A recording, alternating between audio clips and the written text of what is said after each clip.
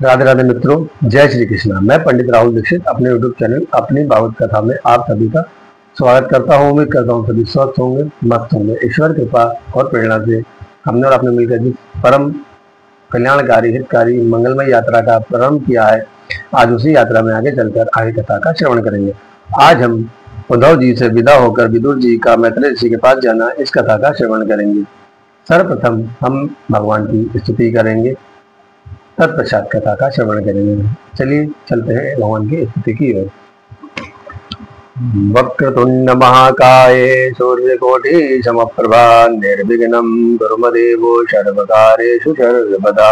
गुरुर्ब्रह्मा गुरुर्विष्णु गुरुर्देवो महेश्वरा, गुरुर्साक्षात् परं ब्रह्म तस्मै श्री गुरवे नमः।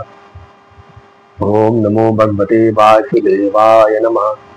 सच्चिदानंद रूपाय विश्वोत्पत्त्यादिहेतवे तापत्रय विनाशाय श्री कृष्णाय वयम नमः। सच्चिदानंद स्वरूप भगवान श्री कृष्ण जी को हम नमस्कार करते हैं, जो जगत की उत्पत्ति, स्थिति और प्रलय के हेतु तथा आध्यात्मिक, आदिदैविक और आदिभौतिक इन तीनों प्रकार के तापों का नाश करने वाले हैं। ऐसे भगवान श्री कृष्ण जी की हम शरण ग्रहण करते हैं और उनके चरणों में बारंबार प्रणाम करते हैं। परम योगेश्वर राजरेश्वर भगवान श्री कृष्ण जी को प्रणाम कर उनका ध्यान करके, व्यास नंदन श्री सुदेव मुनि जी को प्रणाम करके उनका ध्यान करके चलिए चलते हैं कथा की ओर। अथ ते तदनु ज्ञाता भुक्त्वा पीत्वा च वारुणीं तया विभ्रंशी तज्ञाना दुरत्ते मर्म पशु। ब्राह्मणों की आज्ञा से यादवों ने भोजन किया और वारुणी मधुरा पी। उससे उनका ज्ञान नष्ट हो गया था और वे दुर्वचनों से एक दूसरों के हृदय को चोट पहुंचाने लगे। मंदिरा के नशे में उनकी बुद्धि बिगड़ गई और सूर्यास्त होते होते उनमें मारकाट होने लगी। भगवान अपनी माया की उस विचित्र गति को देखकर सरस्वती के जल से आचमन करके एक वृक्ष के नीचे बैठ गए। इससे पहले ही भगवान ने अपने कुल का संहार करने की इच्छा होने पर मुझे कह दिया था कि तुम बद्रिकाश्रम चले जाओ। इससे यद्यपि मैं उनका आशय समझ गया था, फिर भी स्वामी के चरणों का वियोग न सह सकने के कारण मैं उनके पीछे पीछे प्रभास क्षेत्र में पहुंच गया। वे एक पीपल के छोटे से वृक्ष का सहारा लिए बाईं जांघ पर दायां चरण कमल रखे बैठे थे। मैंने उनको दूर से ही पहचान लिया। उसी समय भगवान वेद व्यास जी के प्रिय मित्र परम भागवत सिद्ध मैत्रेय मुनि जी लोगों में स्वच्छंद विचरते हुए वहां आ पहुंचे। मैं भी भगवान के पास पहुंच गया। मैत्रेय जी के सामने श्री हरि भगवान विष्णु जी, जो स्वयं भगवान साक्षात कृष्ण जी के रूप में अवतरित है, ने प्रेम एवं मुस्कान युक्त चितवन से मुझे आनंदित करते हुए कहा, मैं तुम्हारी आंतरिक अभिलाषा जानता हूँ, इसलिए मैं तुम्हें वह साधन देता हूँ जो दूसरों के लिए भी दुर्लभ है। प्यारे उद्धव, तुम पूर्व जन्म में वसु थे।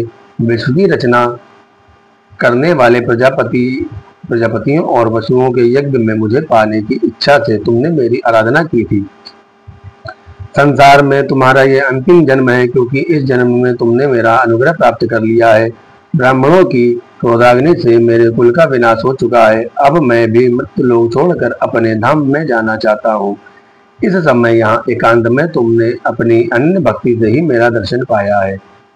पाद कल्प के आरंभ में मैंने अपने नाभि कमल पर बैठे हुए भगवान ब्रह्मा को अपने महिमा के प्रकट करने वाले जिस श्रेष्ठ का ज्ञान उपदेश दिया था, जिसे भागवत कहते हैं, वही मैं तुम्हें देता हूँ। इस प्रकार भगवान श्री कृष्ण ने मेरे ऊपर अनुग्रह करके अपने स्वरूप की परम स्थिति का उपदेश दिया। भगवान श्री हरि से आत्म तत्व की उपलब्धि का साधन सुनकर तथा उन प्रभु के श्री चरणों की वंदना और परिक्रमा करके मैं यहाँ आया हूँ। इतना कहकर उद्धव जी ने कहा, विदुर जी, इस समय भगवान श्री कृष्ण के विरह से मेरा चित्त अत्यंत व्याकुल हो रहा है। अब मैं उनके प्रिय क्षेत्र बद्रिकाश्रम को जा रहा हूँ, जहाँ भगवान श्री नारायण देव और नर, ये दोनों ऋषि लोक कल्याण के लिए दीर्घकालीन तपस्या कर रहे हैं। इस प्रकार उद्धव जी के मुख से अपने प्रिय बंधुओं के विनाश का असाह समाचार सुनकर परम ज्ञानी विदुर जी को जो शोक उत्पन्न हुआ, उसे उन्होंने ज्ञान द्वारा शांत किया। उन्होंने कहा, उद्धव जी, भगवान श्री कृष्ण ने अपने स्वरूप के गुप्त रहस्य को प्रकट करने वाला जो परम ज्ञान का उपदेश आपको दिया था, वह आप मुझे सुनाइए। उद्धव जी ने कहा, विदुर जी, उस परम ज्ञान के लिए आप मुनिवर मैत्रेय जी के पास जाइए। इस मृत्यु लोक को छोड़ते समय मेरे सामने ही स्वयं भगवान ने आपको उपदेश करने के लिए उन्हें आज्ञा दी थी। इस प्रकार उद्धव जी एवं विदुर जी में आपस में भगवत चर्चा करते हुए रात्रि एक क्षण के समान बीत गई। फिर प्रातः उद्धव जी चले गए। इतनी कथा सुनने के बाद महाराज परीक्षित जी ने भगवान श्री सुखदेव जी से पूछा, भगवान, वृष्णिकुल और भोजवंश के सभी लोग नष्ट हो गए हैं, यहाँ तक कि भगवान श्री कृष्ण को भी अपना वह रूप छोड़ना पड़ा है, फिर उद्धव जी ही कैसे बच गए? श्री सुखदेव जी ने कहा, राजन, भगवान श्री कृष्ण ने स्वधाम जाने के समय विचार किया, अब इस लोक से मेरे चले जाने पर संयमी शिरोमणि उद्धव जी ही मेरे ज्ञान को ग्रहण करने के वास्तविक अधिकारी हैं। उद्धव जी मेरे ही समान हैं, अतः लोगों को मेरे ज्ञान की शिक्षा देते हुए वे यहीं रहें। भगवान श्री हरि के इस प्रकार आज्ञा देने पर उद्धव जी बद्रिकाश्रम में जाकर समाधि योग द्वारा भगवान श्री कृष्ण की आराधना करने लगे। इसके बाद विदुर जी यमुना तट पर से चलकर कुछ दिनों में गंगा जी के किनारे जा पहुंचे, जहां श्री मैत्रेय जी रहते थे। कालिंदा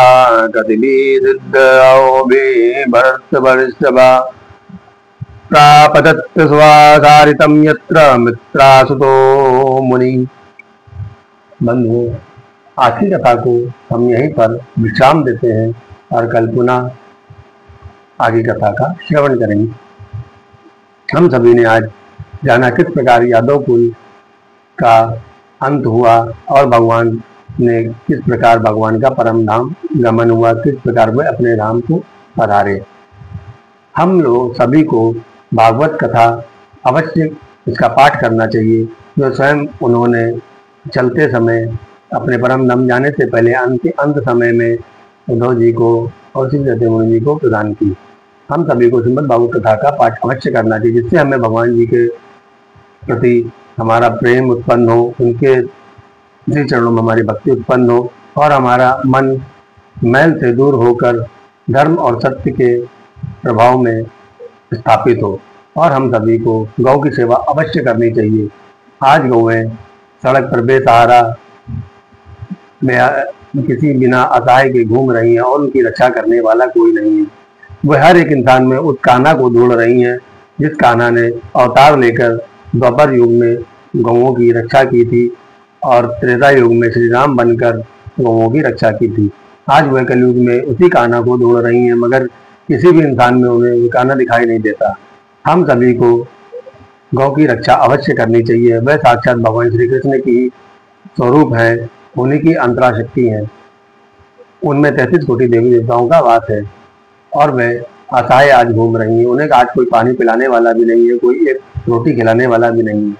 हम सभी को उनकी सेवा अवश्य करनी चाहिए। उससे बड़े परम पद की प्राप्ति होती है और हमारे 9 ग्रहों से संबंधित जितनी भी हमें कष्ट, परेशानियां, दरिद्र, धन की समस्या या परिवार की समस्या, किसी प्रकार की भी पुत्र संबंधी समस्या होती है, वह उससे दूर हो जाती है और परम सौभाग्य पूर्ण भविष्य की प्राप्ति होती है। इसी साथ में अपनी वाणी को विराम देता हूँ। सभी सुखी रहे, समृद्ध, ऐसी मंगलमय कामना सदा सभी को। जय श्री कृष्ण, राधे राधे।